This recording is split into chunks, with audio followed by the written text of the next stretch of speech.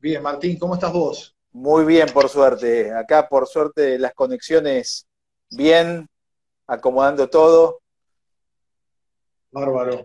Así que un placer estar comunicado. ¿Me escuchás bien vos?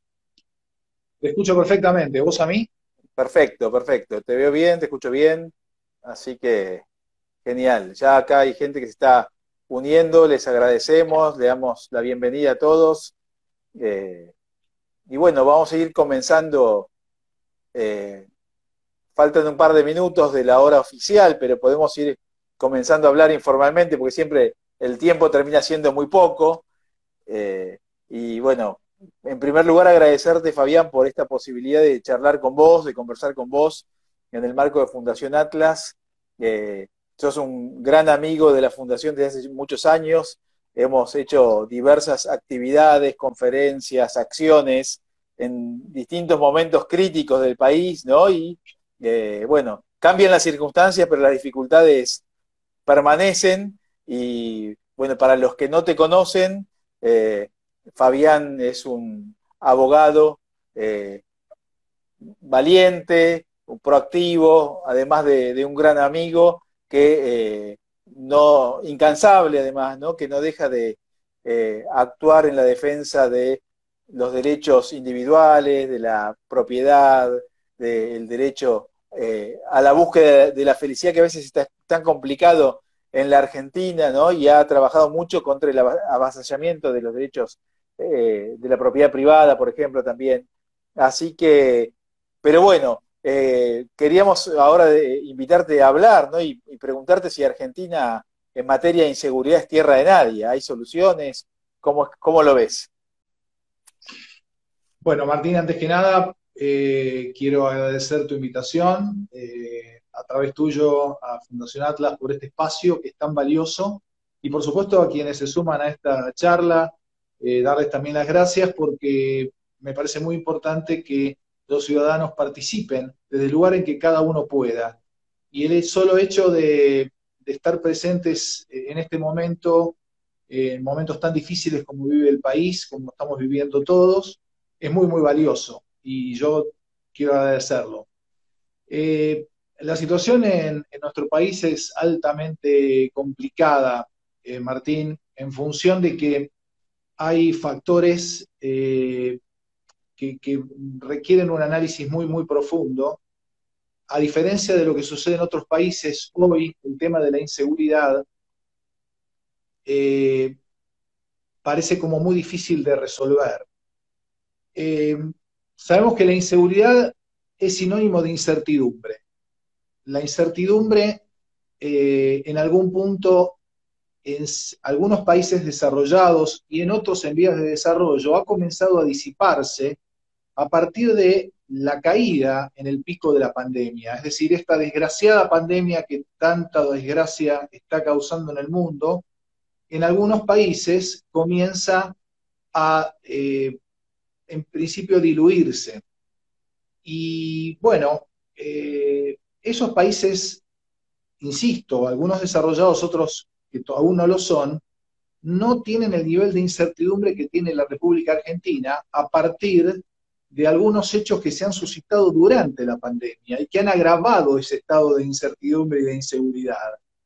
Entonces, eh, para enumerarlos y después desarrollarlos, tenemos, Sí, en primer lugar, hace 3 meses aproximadamente, o un poquito menos quizá, un fallo de una cámara penal que ordena o instruye a los jueces inferiores para que excarcelen a delincuentes por el solo hecho del riesgo que implica para ellos la pandemia y por los motines que se generan en algunas cárceles.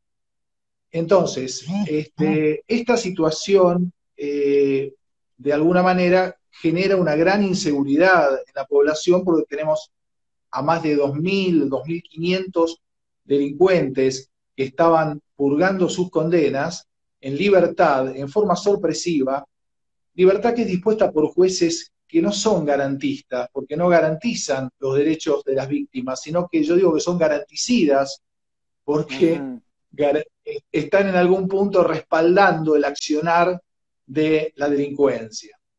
Esta situación en principio fue sofocada a través de un fallo de la Corte, pero lamentablemente hubo hechos significativos, como nuevos delitos graves cometidos por estas personas, que en algún punto afectaron la tranquilidad mucho más de lo que ya la teníamos ante este estado, insisto, de incertidumbre que nos genera la pandemia. En segundo lugar, tenemos la búsqueda de una justicia dicta, y esa justicia, esa búsqueda de nueva búsqueda por parte del gobierno de una justicia dicta no es otra cosa que la búsqueda de la impunidad de funcionarios corruptos. Y entonces nos encontramos con que hay una preocupación creciente en la sociedad y una grieta que, en principio, cuando todos luchábamos contra la pandemia, con un gran sacrificio, todos los argentinos, en forma mancomunada, en forma, digamos, colectivamente solidaria, aparece una nueva grieta. Claro. Nuevamente aparece grieta que se acrecienta con una tercera sorpresa que nos depara parte del gobierno, que no es enmendada por el presidente, y que es el posible avasallamiento del derecho de propiedad de las empresas, de las sociedades, a los fines de, bueno, satisfacer el déficit fiscal y compensar e igualar a la sociedad, quitando esa dosis de meritocracia que debe existir en cada ciudadano en la búsqueda de su propio destino. Entonces, allí nos encontramos con que esta grieta comienza a agravarse. Claro. Y empezamos a temer por el advenimiento de un comunismo como el que existe en Venezuela, la pobre Venezuela, cuya diáspora de ciudadanos está diseminada por el mundo, justamente porque su propio territorio no les puede brindar ni siquiera lo básico, y lo único que les puede brindar a través de un gobierno despótico, tiránico, como el de Maduro y anteriormente de Chávez, lo único que les puede brindar es una dádiva para poder subsistir en forma humillante. Y bueno, y finalmente llegamos al cuarto factor de discordancia y de inseguridad y de incertidumbre que padecemos los argentinos en este momento, que es una grieta por cuarentena sí, cuarentena no. Y yo digo que el origen de este problema, que es el nuevo que estamos afrontando y que generó algunas manifestaciones el fin de semana, Martín, es la falta de testeos. La falta de testeos hace que hoy haya una curva creciente. Algunos dicen, como Bernie, que va a ser un Titanic. Otros dicen que no, que la realidad no va a superar la ficción. Pero lo concreto es que tenemos nada más que 170.000 testeos hechos en la República Argentina, lo cual implica un promedio de 2.300 testeos diarios. Claro. Y esto debió preverse, debió en algún punto subsanarse, cosa que con el diálogo con algunas personas de la medicina que saben mucho más que yo, por cierto, me llevaron a la conclusión de que había que requerirle al Estado alguna explicación sobre la cantidad de kits de testeos que teníamos, sobre el equipamiento de los médicos que están cayendo dentro de esta pandemia y muriendo muchos de ellos en cumplimiento de un deber que no es precisamente el de morir por sus pacientes. Claro. Si hubieran tenido la cantidad de testeos suficientes, tendríamos hoy un panorama mucho más realista de la situación y mucho más seguros de qué hacer ante este pico de pandemia que se está avecinando y que se está generando. ¿Qué hice? Promoví el amparo. Sí. ¿Cuál fue el planteo en el amparo?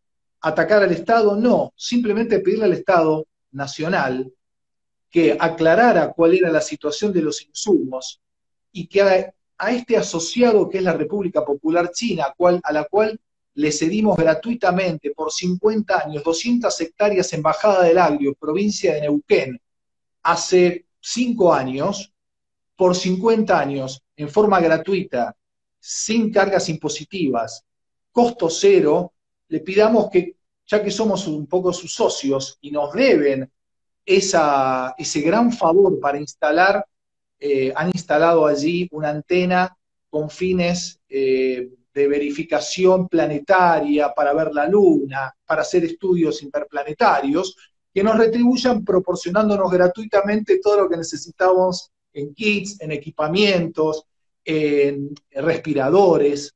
¿Cuál fue la respuesta de la justicia? Lo voy a decir con nombre y apellido porque Sí, tenemos que empezar a poner en evidencia a los jueces que actúan bien y a los que no actúan bien. El doctor Lavie Pico, juez contencioso administrativo, dijo que no era una cuestión urgente, no justificaba habilitar la feria, y que era una cuestión política no judiciable, ante lo cual apelé. Y la apelación no me la concedió jamás. Desde hace un mes y medio que estoy esperando que me conceda la apelación y presento escritos permanentemente para poder ir a la Cámara. claro. Y te hago una consulta desde mi ignorancia en temas legales por completo. ¿Los jueces no están trabajando? ¿La justicia no trabaja? ¿Está en estos momentos? ¿Está de vacaciones? Bueno, acá está el gran problema, que vamos a lo micro y a lo macro, Martín. Sí, En lo que es lo micro, que es la situación de cada uno de los colegas, la realidad es que en mi caso solamente he logrado habilitar la feria en el 5% de mis casos claro. urgentes, casos de extrema necesidad. Ujú. No me han habilitado la feria en otro 5 o 10% de casos, y en otros casos ni lo intento porque sé que me lo van a denegar. Hay una feria Claro, judicial que se está extendiendo desde hace prácticamente 3 meses, porque claro. comenzó a principios de marzo, en donde solamente podíamos presentar escritos por vía tecnológica a través de un sistema que está funcionando muy bien y que se Ujú. instrumentó a partir del año 2015 o 2016, Sí, pero que lamentablemente los jueces no quieren implementar, porque con una o dos personas trabajando en el juzgado y sí. el resto en home office desde sus casas, perfectamente podrían dar respuestas, y quizá con otra velocidad, con un poco más de lentitud, podrían llegar a impulsar los procesos. Esto parecería como que es un tema de miedo de los jueces y de la Corte Suprema, que libró, digamos, dictó una acordada que Sí. tuvo en la Cámara Civil correlato, ordenándole a los jueces que en todos aquellos casos de urgencia importantes activaran. Sin embargo, lo han Ujú. hecho, insisto, en un promedio de un 5%, a Claro. juzgar por que son mis casos personales, profesionales, y los de colegas. Pero claro, acá vamos a lo macro. Tenemos Sí, a un poder judicial, que es uno de los tres poderes que gobierna, paralizado. claro. Tenemos a un poder legislativo que recién ahora ha empezado a sesionar por vía remota. Y Sí, tenemos sí, sí. exclusivamente a un poder ejecutivo que siempre fue macrocefálico, ¿no es cierto? Que siempre tuvo una gran dimensión por encima de los otros poderes, pero que no tiene controles. Claro. Esta falta de controles por parte del Poder Judicial, porque habría quizá algún DNU que podríamos discutir respecto de la Sí. cuarentena, respecto de cuestiones eh, digamos que se relacionan con la apertura o cierre de comercios, el modo en que se lleva adelante la cuarentena. Podríamos aportar, la justicia podría aportar ideas a través de sus propios fallos, como por ejemplo que salgan días pares vehículos, documentos y chapas pares y al día siguiente impares. Podrían haberse implementado un montón de mecanismos, pero acá el Poder Ejecutivo, insisto, macrocefálico, es el que siempre lleva todo adelante, siendo un Poder Ejecutivo débil. Claro. ¿Por qué es débil? Porque si bien está gobernando solo en este momento, sin la participación del Poder Judicial y del Poder Legislativo, lo cierto es que está dividido. Es un poder ejecutivo que tiene muy pocos ministros designados por el presidente Fernández y muchos otros ministros y funcionarios designados por la fracción de izquierda autodenominada la Cámpora, que es Claro. la que justamente nos quiere llevar en apariencia a Venezuela con la ayuda de algún actor de segunda línea que sabemos que puede colaborar, ¿no? Como es el caso Brieva. lo único que hace es, insisto, sembrar más incertidumbre en la población. Totalmente, De ¿no? manera tal... Sí, perdón, no, Sí, y en este contexto de descontrol, porque los ciudadanos que no estamos en el ámbito del derecho nos sentimos desprotegidos, desconcertados, también con las salidas de los presos en el ámbito de la cuarentena, aparte presos, digamos, que son bastante caros de mantener, ¿no? No son los presos de otra época que trabajaban para pagar los costos que generaban, ni mucho menos, digamos, costos cercanos a 60.000 pesos por mes, más o menos, en algunos casos, ¿no? Que debería, nosotros los contribuyentes estamos fondeando la supervivencia y manutención de los presos, ¿no? Es todo, digamos, parece un gran, una, un libro mal escrito, digamos, ¿no? O son escenas muy bizarras, ¿no? Que invaden a la política, a la delincuencia y a la inseguridad de los ciudadanos. sí, totalmente de acuerdo, Martín. Paradójicamente, se trata de proteger la salud de delincuentes graves en lugar de trasladar a aquellos delincuentes que ya están por cumplir sus condenas a lugares en donde puedan estar aislados o aquellos enfermos en lugares donde puedan estar aislados. Me pregunto por qué la Presidente no ofreció sus residencias de Otesur y Los Sauces para albergar a delincuentes que puedan estar contagiados o para descongestionar las prisiones. Me pregunto, por ejemplo, eso, ¿no? ¿Por qué Sí, sí. el doctor Zaffaroni, que es el adalid de la defensa de los derechos de los delincuentes, a los departamentos que utilizaba, al menos no sé ahora, pero en su momento como prostíbulos, no lo puede ceder para albergar algunos delincuentes también? Le trato de imprimir un poquito de sarcasmo a todo esto, porque realmente pretender que delincuentes peligrosos estén con una pulsera, custodiados por policías, que en definitiva tienen que estar destinados a otro tipo de tareas, sino a cuidar a los presos que están detenidos, es un despropósito. Es un despropósito que, como vos bien decís, con lo que se está, con lo que insume cada detenido, cada preso, se le esté brindando ese beneficio, cuando sabemos que más temprano que tarde se va a escapar, se va a jugar. Entonces, vivimos en una situación en la cual tenemos que abastecer nuestra propia seguridad, contratar seguridad privada en los edificios, pagando costos altísimos por expensas comunes, gracias a que el Estado no nos brinda uno de los principales beneficios que tiene que tener el interés general, que es la seguridad.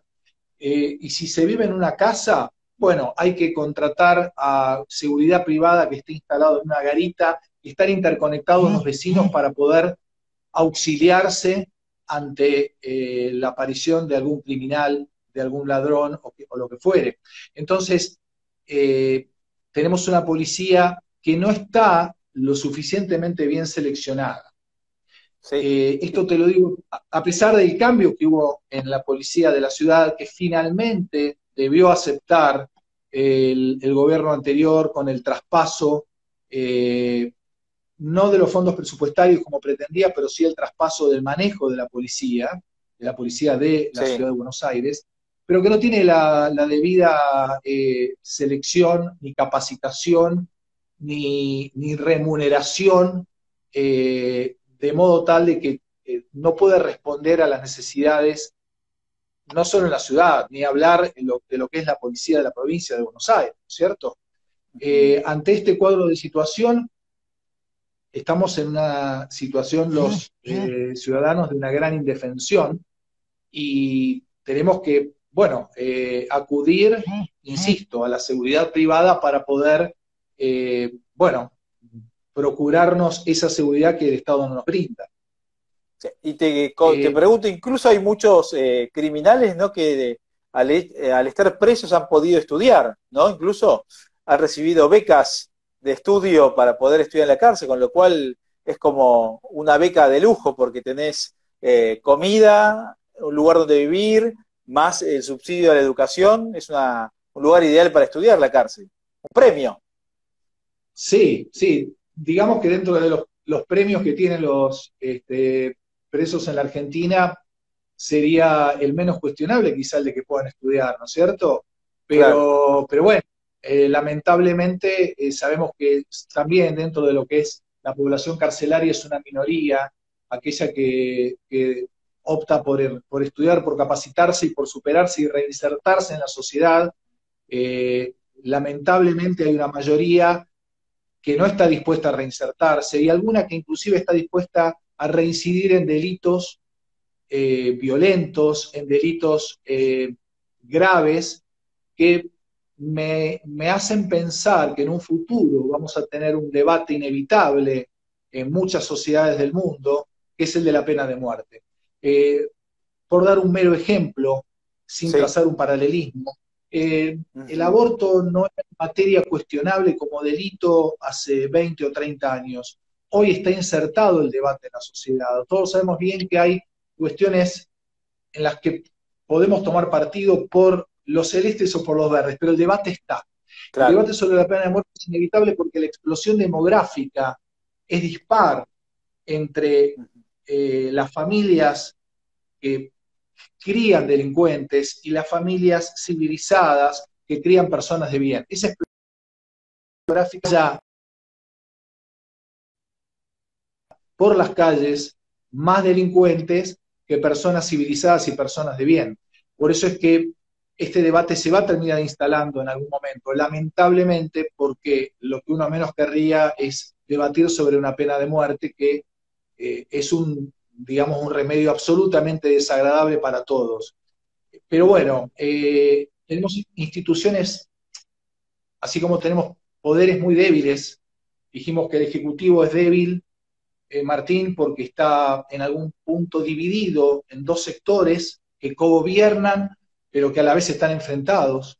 Tenemos un poder Claro. legislativo que prácticamente ha sido una escribanía de los gobiernos populistas, fundamentalmente de los populistas, y un poder judicial tremendamente debilitado también, que ahora no está funcionando. Y quiero no solamente hablar de los errores de este gobierno, que, bueno, es sucesor del gobierno que terminó en el 2015, porque el gobierno anterior, a jueces como Yarvide, Ballesteros, Fara, no debió permitirles que se jubilaran.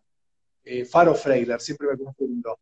No, Sí. debió llevarlos a un enjuiciamiento por ante el Consejo de la Magistratura, llevarlos a la destitución y finalmente ser enjuiciados penalmente por los delitos que cometieron, por el enriquecimiento ilícito en el que incurrieron en el ejercicio de su función.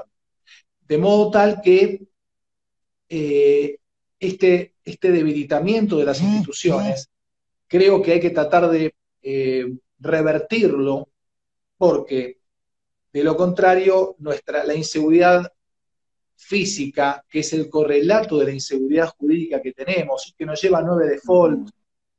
en los últimos, digamos, en el último medio siglo, nos lleva a 3 confiscaciones de los depósitos de los ahorristas, a los cuales hacías mención al comienzo de esta charla, Ujú. que nos lleva a la confiscación de los aportes previsionales de los jubilados, de los fondos jubilatorios, dejándolos en la miseria a quienes han aportado durante toda su vida. Esta inseguridad jurídica es la que impide que vengan las inversiones que el presidente Macri pretendió lograr con su sola presencia y su mayor seriedad y su mayor, digamos, respaldo institucional.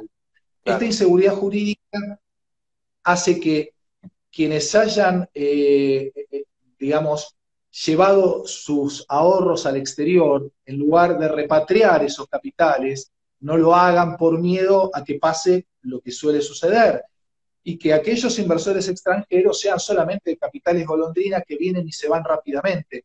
De ese Claro. modo es muy difícil, no habiendo inversión, que nuestro país logre los capitales para generar fuentes de trabajo, que es lo que estamos necesitando, más que las dádivas que el gobierno entrega a través de planes y subsidios.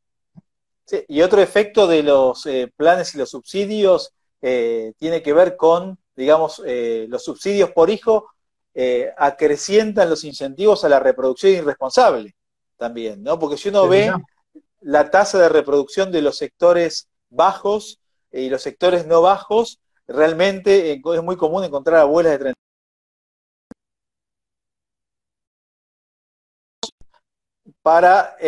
tienen hijos para básicamente generar un ingreso, que a la vez estos hijos después van a tener sus hijos para tener un ingreso durante su etapa activa y un círculo vicioso complicadísimo, ¿no? Por supuesto, porque además Mm. cunde el ejemplo. Si un padre en lugar de ir a trabajar está recibiendo planes, subsidios, asignación universal por hijo, que fue una muy buena invención en su momento de parte de la doctora Carrió, pero que fue desvirtuada porque estaba destinada a que haya un cumplimiento de los planes de vacunación y a que cumplieran con la instrucción primaria, la asignación universal por hijo, pero esa fue distorsionada, se le otorga a cualquiera, como se le otorgan subsidios a gente paraguaya que cruza a la Argentina para votar a los gobiernos populistas y después cobrar una asignación en detrimento de los derechos de los argentinos, porque es dinero del Estado argentino, ¿no es cierto? En definitiva, me parece que el grave problema que tenemos es que las instituciones en la Argentina, ya intentando resumir, Martín, digamos, tienen una gran debilidad y lo que hacen es ser extractivas. Eh, Exacto. extraen, ¿no es cierto? Extraen, es un tema que por supuesto Fundación Atlas lo tiene absolutamente claro, Ujú. y vos lo has expuesto innumerables veces. Las instituciones tienden a extraer capitales, tienden a atacar al que produce, a los 10 millones de personas que aportamos y que sostenemos a los 35 millones restantes que no trabajan o que trabajan en el Estado, en el mejor de los casos, lo cual en muchos de sus exponentes es tremendamente válido, pero en otros no, porque también tenemos que hablar, y no quiero dejar pasar la oportunidad de jueces y de cámaras que fallan, como en el caso del asesinato del doctor Nisman, donde después de 3 años, aproximadamente, una cámara del crimen estableció que debía pasar a estudio de la justicia federal porque había sospechas de que fuera un homicidio. Hay Claro. jueces que realmente son propios, que actúan muy bien, que no tienen este espíritu corporativo hacia el garantismo, como los que hemos nombrado, y que dejan en libertad. Esto actúan contrariamente a esta, digamos, a este obrar imprudente de quienes dejan en libertad a delincuentes peligrosos. Existe entonces, dentro de las instituciones existen, insisto, eh, políticos que vale la pena sostener y respaldar. No son muchos, por cierto, pero los hay. Jueces que también lo son.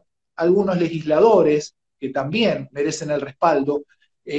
Hoy por hoy, si hubiera que tratar de sostener una bandera, es la de rechazar el nombramiento como procurador del doctor Rafecas, que en Ujú. pocos días desestimó la denuncia por encubrimiento a los iraníes que cometieron el peor atentado de la historia de nuestro país, Increíble. desechando, creo que, desechando 9.000 horas de grabación en pocos días, lo cual técnicamente era absolutamente imposible. Ese mismo juez ahora es promovido como Procurador General de la Nación, cuando paradójicamente esa causa que promovió el fiscal Nisman, posteriormente, en manos del doctor Bonadío y de la Cámara Federal, la Cámara de lo Criminal y Correccional Federal, fue elevada finalmente a juicio oral y público. Esto demuestra que el doctor Rafecas incurrió en prevaricato, tuvo 2 sanciones por parte del Consejo de la Magistratura, o una sanción por 2 hechos insignificantes al lado de lo que significa haber desestimado esa causa. Y hoy por hoy, uno de los grandes problemas institucionales que tenemos es la posible designación de Rafecas como Procurador General de la Corte. Tenemos que tratar de evitar, tenemos que darle fuerza al Senado, a la oposición, para que evite ese nombramiento. Insisto que tenemos que tratar de lograr, por ejemplo, que la Oficina Anticorrupción no caiga en manos del oficialismo. Y Claro, quiero no solamente hablar de este gobierno, Laura Alonso en su momento, en una forma increíblemente torpe, manifestó que ella no, como titular de la Oficina Anticorrupción, no podía promover denuncias contra el Poder Ejecutivo. increíble. Ahora, Félix Kraus, como titular de la Oficina Anticorrupción, retira la querella en la causa, creo que por la causa por encubrimiento, contra todos los imputados procesados en esa causa por encubrimiento. Entonces, la Oficina Anticorrupción tiene que estar en manos de la oposición. El Consejo de la Magistratura no puede ser una entelequia que trabaje a media máquina con 3 diputados, 3 senadores, que obviamente tiran según el bando político al que pertenecen, solamente 3 jueces, 2 abogados, un funcionario designado por el Poder Ejecutivo y un académico. Esa integración de 13 miembros es excesiva y es inconducente. Tendría a mi criterio que estar integrado el Consejo de la Magistratura por 3 jueces y 2 abogados elegidos por sus pares, que pueden llegar a profundizar con sus conocimientos técnicos el desempeño que han tenido los jueces para cumplir con la doble función que tiene el Consejo de la Magistratura: seleccionar jueces y removerlos en caso de mal desempeño. Tenemos entonces mucho por trabajar institucionalmente, porque de lo contrario, insisto, si no reforzamos las instituciones, no tenemos ninguna posibilidad de salir adelante como nación. Muchísimas gracias, Fabián, gracias por tus palabras y bueno, para cumplir con los tiempos, agradecemos también a todos los presentes y los invitamos a seguirlo en Instagram y en las demás redes a Fabián. Bueno, y agradecerles desde la Fundación Atlas por todo este apoyo y como parte de Atlas, Fabián, un honor como siempre, un lujo poder escuchar tu voz y una voz que defienda la voz de la libertad y la voz de quienes somos honestos y tratamos de cumplir con las leyes de nuestro país. Así que muchísimas gracias. Al contrario, Martín, el agradecido soy yo. Un saludo a todos y bueno, y un gran abrazo. Un gran abrazo. Adiós.